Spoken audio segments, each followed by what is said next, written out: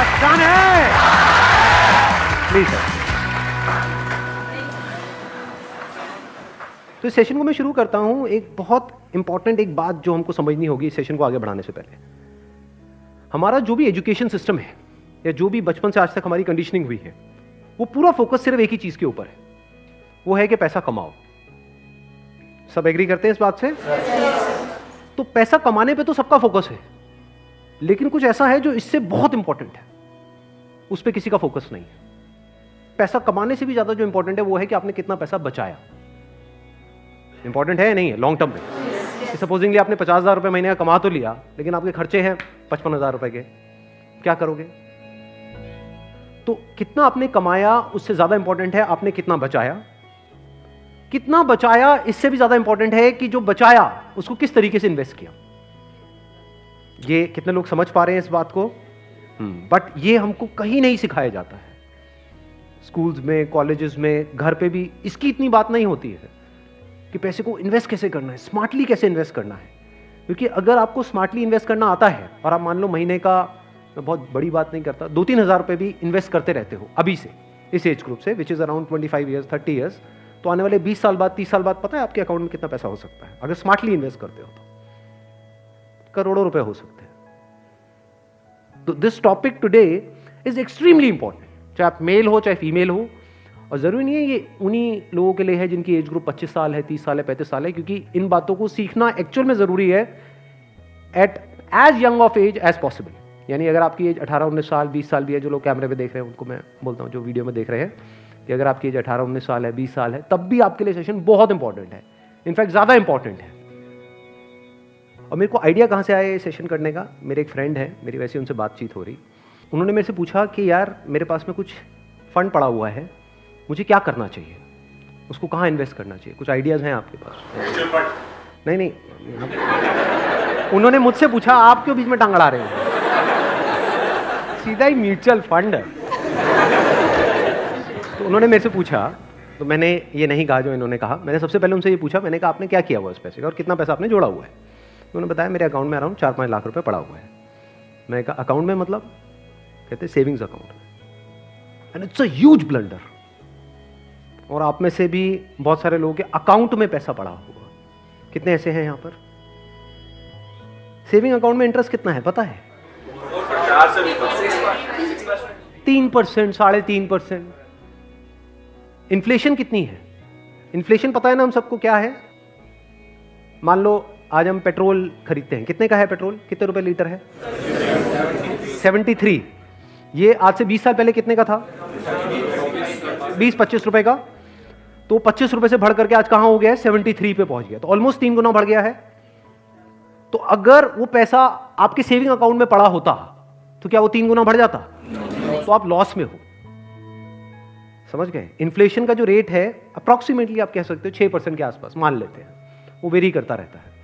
But अगर 6% inflation है और 3% आप अर्न कर रहे हो उस पैसे पे, तो आप कमा नहीं रहे हो, आप गंवा रहे हो, क्योंकि उस पैसे की वैल्यू कम होती चली जा रही है और आप खुश हो रहे हो कि मैं पैसा जोड़ रहा हूं। आप जोड़ नहीं रहे हो, आप बेवकूफी कर रहे हो। तो इस तरह की कुछ चीजें हैं जो हमको सीखनी बहुत जरूरी है। और जैसे मैंने उनको ये बात बोली तो it was a surprise for him. मैंने कहा ये पैसा सेविंग्स में क्यों पड़ा है, इसकी एफडी क्यों नहीं कराई? क्योंकि एफडी में एटलीस्ट 7% इंटरेस्ट है। कहता मैंने कभी सोचा ही नहीं ऐसे, मेरे को किसी ने बताया ही नहीं इसके बारे में, कभी सिखाया ही नहीं। और ये कोई छोटी प्रॉब्लम नहीं, बहुत बड़ी प्रॉब्लम है। मैंने कुछ कैलकुलेशंस करी, फिर उनको मैंने बताया। मैंने कहा अगर सिर्फ इतना सा स्टेप हमने उठा लिया ना, इतना सा जो कुछ भी नहीं है, कुछ घंटे का है, कि जो सेविंग में पड़ा है उसकी एफडी करानी है। एफडी भी अलग अलग ड्यूरेशन की करा दी। कुछ जो हमको पता है कि अभी इमीडिएटली काम नहीं आना है, उसकी मान लो 3 साल की करा दी। कुछ लगता है इमीडिएटली काम आना, तो 6 महीने की एफडी करा दी। अगर इतना सा भी हमने स्टेप उठा लिया तो अगले आने वाले 20 साल बाद कितने का फर्क पड़ जाएगा? Any idea? लाखों रुपए का फर्क पड़ेगा, कम से कम 20 लाख रुपए का फर्क पड़ेगा आने वाले 20 से 25 साल में। तो मैंने कहा वो जब 20-25 लाख आएंगे, अब ये करोगे तो हो ही आप, जो मैंने बताया है, तो उसमें से कुछ थोड़ा इधर भी दे देना भाई। आपने कितना पैसा कमाया उससे इंपॉर्टेंट क्या है? कितना बचाया। अब पैसे को बचाते कैसे हैं? पैसे को बचाना मतलब हम क्या समझते हैं? खर्चे कम करो, बस ये तो हमको समझ आता है कि सब्जी वाले से लड़ते रहो, रिक्शे वाला 10 रुपए नहीं भैया 8 रुपए ही दूंगी मैं, तो बचा लो 2 रुपए। इसकी मैं बात नहीं कर रहा हूं, मैं बात कर रहा हूं थोड़ी बड़ी गेम की, जहां पे हम कुछ बेवकूफ़ों वाले स्टेप्स उठाते हैं और अपना करोड़ों का नुकसान कर बैठते हैं। मैं 2-3 रुपए की 5 रुपए की बात नहीं कर रहा हूं। जो आज देखने में हजारों लग रहे हैं वो आने वाले टाइम की करोड़ों हैं, याद रखना मेरी इस बात को। हजारों लाखों बन जाते हैं कुछ साल बाद और लाखों करोड़ों बन जाते हैं कुछ साल बाद, अगर हमने स्मार्टली दोस्ती खराब करोगे।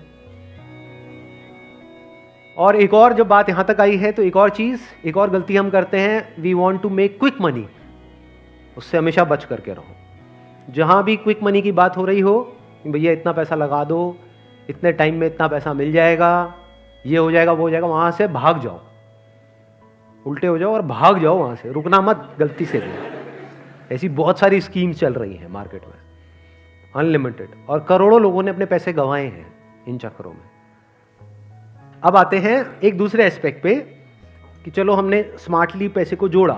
कब जोड़ा? जब फालतू की जगह पे हमने पैसे को ब्लॉक नहीं किया। जैसे अगर आपने कोई एंडोमेंट प्लान ले लिया इंश्योरेंस का, जहां पे आपका साल का 50,000 रुपये जा रहा है, तो 50,000 रुपये तो आपका ब्लॉक हो गया अगले 20 साल के लिए। समझ गए ना? तो हमने वहां पे स्मार्टली प्ले किया, टर्म इंश्योरेंस कराई, वहां से पैसा बचाया। तो अभी जो पैसा बचा इसका हम क्या करें? क्या सेविंग अकाउंट्स में पड़ा रहने दें? No use. वो आपका पैसा बढ़ नहीं रहा है, एक्चुअल में कम हो रहा है।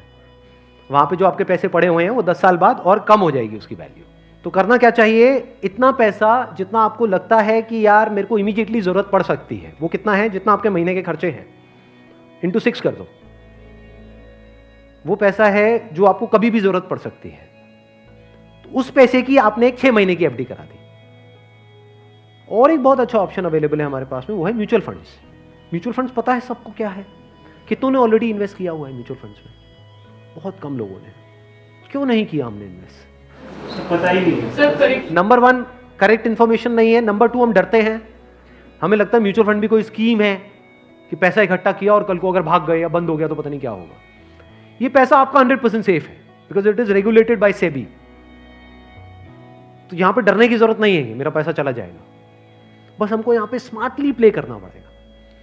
सो what we need to do is, एक तो आपने अपने 6 महीने का जो अपना कॉर्पस है उसको अलग कर दिया, यानी जो पैसा आपको चाहिएगा उसकी आपने एफडी करा दी, इंश्योरेंस वगैरह को प्लान कर लिया अच्छे से। फिर जो पैसा आपका बचा उसमें आप इन्वेस्ट कर सकते हो through SIP, systematic investment plan. It is an excellent option. Never try to get into stocks directly अगर आपको बहुत ही डीप नॉलेज नहीं है शेयर मार्केट की तो। हाँ, you are qualified in that और आपका काम ही वही है, तब तो ठीक है। बट किसी की सलाह सुनी कि यार, या कोई कहानियां सुनी कि ये शेयर पहले इतने का था अब इतने का हो गया, सुनी होंगी ऐसी कहानियां। Never invest in stocks directly, क्योंकि कुछ नहीं पता कि वो कंपनी का क्या होने वाला है। हो सकता है आपका 100 रुपये आपने पूरा जो भी आपने जोड़ा या 1 लाख रुपए आपने जोड़ा और किसी के एडवाइस पे आपने उठा करके लगा दिया, वो 1 लाख रुपए 10,000 भी रह सकता है कुछ टाइम के अंदर अंदर, पता भी नहीं लगेगा। कहते हैं ना, never put all your eggs in the same basket, in one basket. तो अब करें क्या? क्योंकि अब प्रॉब्लम क्या है, इन्फ्लेशन अगर है 6% का और एफडी में आपको मिल रहा है 7%, तो अल्टीमेटली आप कितना कमा रहे हो? 1%। 1% से क्या होगा? करोड़पति बन जाओगे? इम्पॉसिबल। तो आप क्या कर सकते हो, अपना आधा पैसा सेफ जगह पर रखो। सेफ जगह क्या है? एफडी हो गया। एफडी में भी एक और चीज है जो बहुत लोगों को नहीं पता है। वो क्या है कि ऐसे, एक तो है बैंक में आप एफडी कराते हो, एक है कुछ कंपनीज है जो क्रिसिल से या इकरा से, ऐसे ये कुछ ऑर्गेनाइजेशंस हैं, वहां से AAA रेटेड है। AAA रेटेड का मतलब होता है highly secure, as secure as a bank. वहां पर अगर आप एफडी कराते हो तो आपको 9% तक का इंटरेस्ट मिल जाता है। ये जो सुनने में लगता है ना 7% और 9%, ये अभी छोटा लगता है, लेकिन आने वाले 20 साल बाद इसकी कितनी बड़ी अमाउंट होती है अगर आप कंपाउंडिंग को बीच में ले आओ, that you can't even think in the wildest of your dreams. Compounding कितने लोगों को पता है? बहुत कम को। देखो, कंपाउंडिंग मतलब होता है जो हमको इंटरेस्ट मिलता है हमारे पैसे पे, जहां भी हम इन्वेस्ट करते हैं उस इंटरेस्ट पे भी तो इंटरेस्ट मिलता है ना। मान लो आपने 100 रुपए इन्वेस्ट किया, 1 साल बाद 20% की रिटर्न आई, तो अगले साल 120 पे 20% मिलेगा। कितना हो गया? 144। उसके अगले साल 144 पे 20% मिलेगा, 100 पे नहीं मिलेगा। और जब इसको आप इस तरीके से देखते चले जाओगे तो ये फिगर देखने में छोटी लगेगी, शुरू छोटे से होएगी, शुरू होएगी 2-3 हजार 5,000 से, ये करोड़ों में पहुंचने में देर नहीं लगेगी। मतलब हर महीने का मैं कंजर्वेटिव भी पकड़ता हूं, अगर 2-3 हजार रुपए भी हम सेव करते हैं, उसको स्मार्टली इन्वेस्ट करते हैं, इतना सा सीख जाते हैं, तो बहुत बड़ा डिफरेंस आ जाएगा हमारी लाइफ में आने वाले कुछ साल बाद, ह्यूज डिफरेंस। तो आपको दिमाग ये लगाना है कि लॉन्ग टर्म में बेस्ट पॉसिबल ऑप्शंस क्या क्या अवेलेबल है। जैसे आप में से कितने हैं जो मैरिड हैं और जिनकी कोई डॉटर है, तो एक गवर्नमेंट की तरफ से एक स्कीम है सुकन्या योजना करके, सुना है इसके बारे में?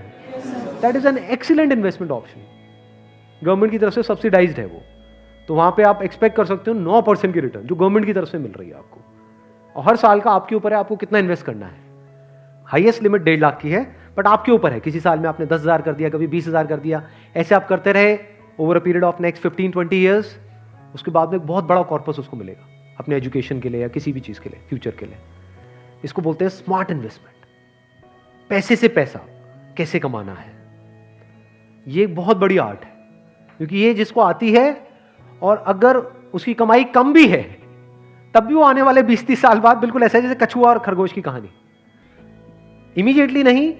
मान लो कोई बंदा है 50,000 रुपए कमा रहा है लेकिन वो स्मार्टली इन्वेस्ट कर रहा है, दूसरी तरफ से कोई बंदा है जो 1 लाख रुपए महीने का कमा रहा है लेकिन ना तो ढंग से पैसा बचा रहा है ना समझदारी से इन्वेस्ट कर रहा है, तो आने वाले 20-30 साल बाद ये जो 50,000 वाला है ये उससे बहुत आगे होगा, ये करोड़ों में होगा, और उस बंदे के हाथ में कुछ भी नहीं होगा, वो हो सकता है डेट में होगा, मतलब उसके ऊपर कर्जा होगा और ये बंदा ऐसा होगा जो कर्जा देने लायक पोजीशन में होगा, ऐसा भी हो सकता है।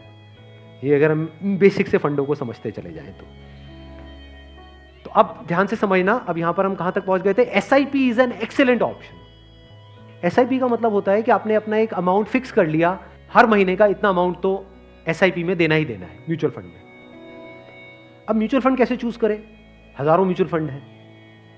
लार्ज कैप इक्विटी फंड को पकड़ो, वो भी कुछ वेबसाइट्स है जैसे मनी कंट्रोल है, वैल्यू रिसर्च है, वहां पर जाकर के देखो उन फंड्स की रेटिंग कम से कम 4 से 5 स्टार होनी चाहिए। कोई ऐसा फंड है उसकी 1 या 2 स्टार की रेटिंग है, मत करो उसमें, बल्कि ऐसा फंड होना चाहिए जो हर वेबसाइट पे 4 या 5 स्टार की रेटिंग हो। अब आपने क्या किया कि हर महीने का अपना एक अमाउंट फिक्स कर लिया, दैट कुड बी एनीथिंग, 1,000 रुपए, 2,000 रुपए, 3,000 रुपए, 4,000, 5,000, what ever that amount is. SIP के थ्रू ऑटोमेटिकली इतना अमाउंट आपके अकाउंट से डेबिट होता चला जाएगा over a period of next 10 years, 20 years, 30 years. अभी स्मार्ट इन्वेस्टमेंट क्यों है? एक तरफ से मैं इंश्योरेंस के लिए मना कर रहा था, इसके लिए स्मार्ट क्यों है?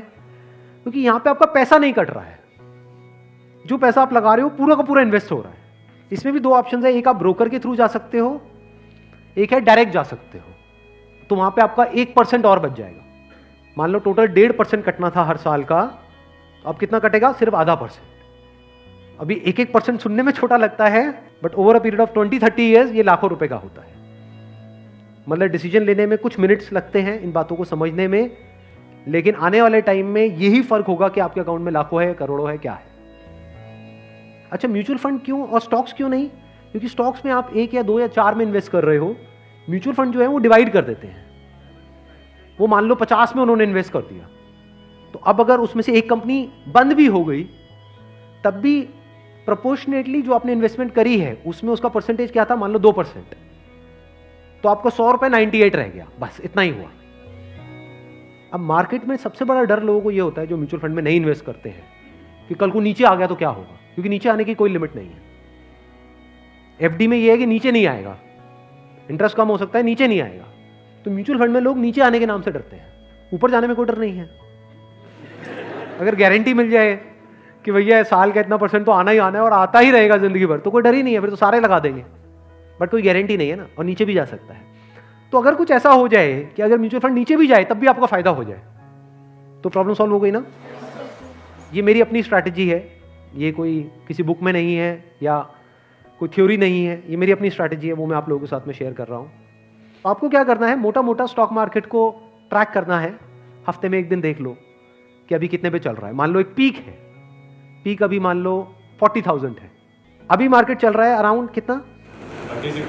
36, 37 के अराउंड चल रहा है। तो मेरी स्ट्रैटेजी क्या है, जैसे ही मार्केट 20% से नीचे गिर जाए कि मार्केट की ये पीक है, मान लो 40,000 है, अब मार्केट 30,000 पे आ गया है, तो आपने क्या किया, पहले इन्वेस्ट किया हुआ था एसआईपी में लार्ज कैप्स में, आप इमीडिएटली जैसे ही मार्केट 30 पे आई आप स्विच कर गए मिड कैप में, not even in small cap, mid cap. अब ऐसा क्यों किया, क्योंकि जब मार्केट 20% टूटेगा, सेंसेक्स का मतलब लार्ज कैप्स जो बड़ी कंपनीज हैं, जब मार्केट 20% टूटेगा यानी बड़ी कंपनीज के जो शेयर्स हैं वो 20% से टूटेंगे, तो जो छोटी कंपनीज हैं उनके शेयर्स 50 से 60%, 70% तक टूट जाएंगे। तो जब वो 60% टूटा तो 100 की चीज आपको कितने में मिल गई, 50 में या 40 में। तो जब मार्केट नीचे भी गया तो आपका फायदा हो रहा है। ये स्ट्रैटेजी समझ आ गई। वापस से जैसे ही मार्केट जो भी लास्ट उसकी पीक थी, मान लो 40,000, उससे 20% ऊपर गया तो मिड कैप से आप स्विच कर गए वापस से लार्ज कैप में।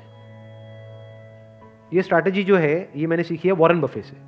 उनका जो बेसिक सा फंडा है, मतलब अगर एक लाइन के अंदर बोला जाए, वो क्या है कि जब मार्केट बहुत ज्यादा ग्रीडी हो तो डरो, और जब मार्केट डरा हुआ है तो ग्रीडी हो जाओ। बेसिक सा फंडा है। मतलब जब सब डरे हुए हैं तो थोड़े से लालची हो जाओ, और जब सब लालची हो रहे हैं, मतलब मार्केट ऊपर भाग रहा है, तो डरने लग जाओ। तो लार्ज कैप में डर कम है, मिड कैप में डर ज्यादा है। तो जैसे ही मार्केट नीचे जाएगा मिड कैप को सब छोड़ देंगे, उस वक्त आप उसको पकड़ लोगे। तो अब चाहे मार्केट ऊपर उठे तब भी आपका फायदा है, नीचे गिरे तब भी आपका फायदा है। आप वेट कर रहे हो, मैं आज एक्चुअल में वेट कर रहा हूं। लोग हैं डरते हैं, जो म्यूचुअल फंड में इन्वेस्ट करते हैं, स्टॉक्स में इन्वेस्ट करते हैं, लोग डरते हैं कि मार्केट नीचे ना आ जाए, मार्केट ऊपर। मैं वेट कर रहा हूं, जाए तो सही नीचे। समझ गए? क्योंकि लार्ज कैप टूटेगा 20%, तो मिड कैप टूट जाएगा 60%। तो मेरा 100 रुपए लगा हुआ था तो 80 रह जाएगा, उस 80 को उठा करके मैं मिड कैप में डाल दूंगा, फिर आराम से बैठ जाऊंगा कुछ सालों के लिए। जैसे ही मार्केट ऊपर जाएगा, मतलब लोग लालच से तड़प रहे हैं, तब जैसे ही 20% ऊपर गया, मान लो 48,000 पे गया, मिड कैप से हट करके मैं आ जाऊंगा लार्ज कैप में, वापस से सेफ हो गया। अब जो नया पीक बन गया वो क्या बन गया, 48,000। आज की रेट में क्या है, 40,000। अब 48,000 पे 2020 चलेगा। आ गया गेम समझ में? तो यहां से आप पीसफुल हो, नहीं तो लोग डरे ही रहते हैं, म्यूचुअल फंड के नाम से डरते हैं। क्यों डरते हैं? अरे कम हो रहा है, कम हो रहा है, कम हो रहा है। कम हो रहा है तो बढ़िया है, तब भी आपका फायदा है, और बढ़ रहा है तो फायदा है ही है।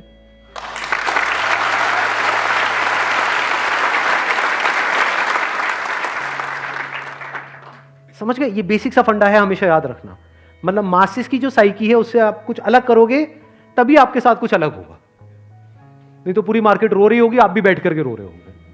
अरे टूट गया, टूट गया, टूट गया, टूट गया, अरे गिर गया, गिर गया, गिर गया, मैं बर्बाद हो गया, मैं बर्बाद। बर्बादी में भी आपका जश्न हो।